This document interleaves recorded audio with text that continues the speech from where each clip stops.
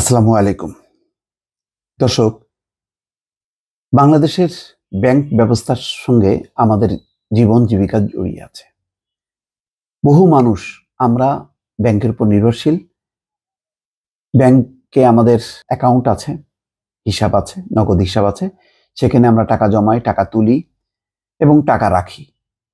বাংলাদেশে এখন বহু মানুষ, এবং তার হয়তো সংখ্যা নেই, এত নেই, যারা ব্যাংকের সঙ্গে জড়িয়ে আছে। কিন্তু সবচেয়ে দুর্ভাগ্যজনক হচ্ছে সেই ব্যাংক ব্যবস্থা এখন রীতিমতো হুমকির মুখে বা খুবই নড়বড়ে অবস্থা।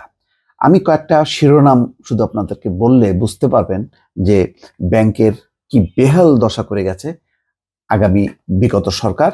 শেখ হাসিনা পালিয়ে গেছেন, কিন্তু ব্যাংক, বিমা সমস্ত কিছু ডুবিয়ে গেছে। সেই চিত্রগুলো এখন যখন কি তদন্ত করছে তখন বের হয়ে আসছে, এবং জরুরিভাবে বাংলাদেশ ব্যাংককে কিছু পদক্ষেপ নিতে হচ্ছে।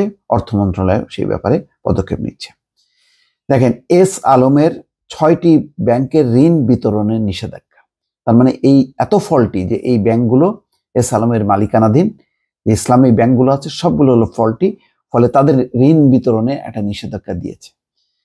কেন্দ্রীয় ব্যাংকের তারল্য সহায়তা পেয়েও ঘাটতিতে 6টি ব্যাংক, ওই 6টি ব্যাংক, মানে তার টাকা ছাপিয়ে তাদেরকে দেওয়া হয়েছে, তারপরেও তারা তারল্য সংকট দূর করতে পারেনি। কোন অবস্থায় লুটপাটের ফলে কোন অবস্থায় গেছে বুঝতে পারছেন। আচ্ছা, অনিয়মে ডুবতে বসেছে এনআরবি ইসলামিক লাইফ ইন্স্যুরেন্স। যাক, ইন্স্যুরেন্সের প্রসঙ্গটা আমি আরেকদিন বলবো। আর একটা কথা বলছেন বাংলাদেশ ব্যাংকের নতুন গভর্নর, তারল্য সহায়তা দিয়ে কোনো ব্যাংককে বাঁচাবে না বাংলাদেশ ব্যাংক। ন্যাশনাল ব্যাংকের পর্ষদ বাতিল, মানে ন্যাশনাল ব্যাংকের পরিচালনা পর্ষদ বাতিল। আব্দুল আওয়াল মিন্টু সহ 7 জন নতুন পরিচালক নিয়োগ। দুর্বল ব্যাংককে টাকা ছাপিয়ে আর সহায়তা দেওয়া হবে না বলছেন বাংলাদেশ ব্যাংকের নতুন গভর্নর। সোনালী ব্যাংকের চেয়ারম্যান পদত্যাগ, গ্রামীণ ব্যাংকের চেয়ারম্যান পদত্যাগ করেছেন। তার মানে দর্শক বুঝতে পারছেন যে কত পরিমাণ অধঃপতনে চলে গেছে এই ব্যাংকগুলো, যেগুলোকে টাকা ছাপিয়ে বাঁচিয়ে রাখা হতো ওই সরকারের মদতপুষ্ট এস আলমের মালিকানাধীন কয়েকটা ব্যাংক। কেননা এই মাফিয়াদের সঙ্গে সরাসরি শেখ হাসিনা এবং তার পরিবারের একটা আর্থিক সংযোগ আছে, এবং আরো অনেকেরই আছে। সেগুলো হয়তো বেরোবে কোথায়, সেই টাকাগুলো কোথায় গেছে না গেছে। যাক, আহসান এইচ মনসুর, সৎ মানুষ, ভালো মানুষ, সবাই চেনেন তাকে। তিনি বলছেন যে দুর্বল ও সমস্যাযুক্ত ব্যাংকগুলোকে টাকা ছাপিয়ে আর সহায়তা দেওয়া হবে না। তিনি বলেন, হঠাৎ করে ব্যাংক বন্ধ করে কিংবা ব্যাংকের জন্য টাকা ছাপিয়ে কোনো সমাধানের পথে যাওয়া যাবে না।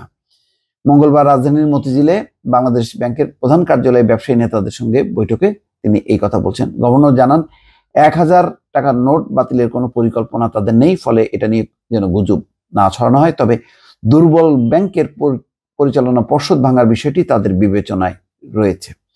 শরিয়া ভিত্তিক ব্যাংকগুলোর দুর্বল পরিস্থিতি ও চলমান অস্থিরতা নিয়ে গভর্নর আহসান এইচ মনসুরকে প্রশ্ন করেন সাংবাদিকরা। এসব বিষয়ে বাংলাদেশ ব্যাংক কি ভাবছে তা জানতে চান। জবাবে বলেন, এতদিন যা হওয়ার তা হয়েছে, এখন ওই ব্যাংকগুলোকে উদ্ধারের প্রক্রিয়া আলাদা হবে। তবে ব্যাংকগুলো থেকে অভিযুক্ত ব্যক্তিরা যেন আর টাকা সরাতে না পারেন সেই উদ্যোগ নেওয়া হয়েছে। পরবর্তী সময়ে ব্যাংকিং কমিশন গঠন হলে দুর্বল ব্যাংকগুলোর সংখ্যা কমিয়ে বা তাদের একীভূত করে সমস্যা সমাধানের উদ্যোগ নিতে হবে।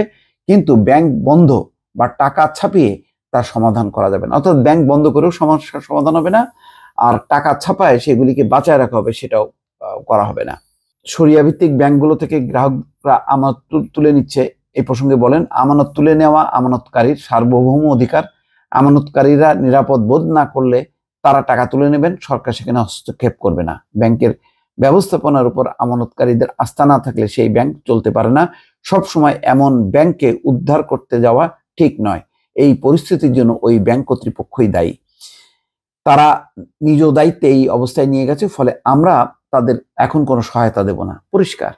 তারপরে কিছু রদবদল হয়েছে, দেখেছেন যে ন্যাশনাল ব্যাংকে নতুন পরিচালকদের নিয়োগ, এগুলি সব এই সংস্কার করা হচ্ছে ব্যাংকগুলোকে যাতে আবার বাঁচানো যায় এবং টাকা পাচার মন্দ ঋণ বিতরণ এগুলো যেন ঠেকানো যায়।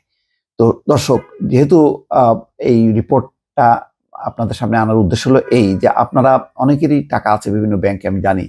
তো ফলে কোন ব্যাংকে টাকা রাখবেন, কিভাবে রাখবেন, এগুলি যথেষ্ট চিন্তা ভাবনা করে আপনারা এগোবেন, এটাই হচ্ছে আমার পরামর্শ। ভালো থাকবেন। আল্লাহ হাফেজ।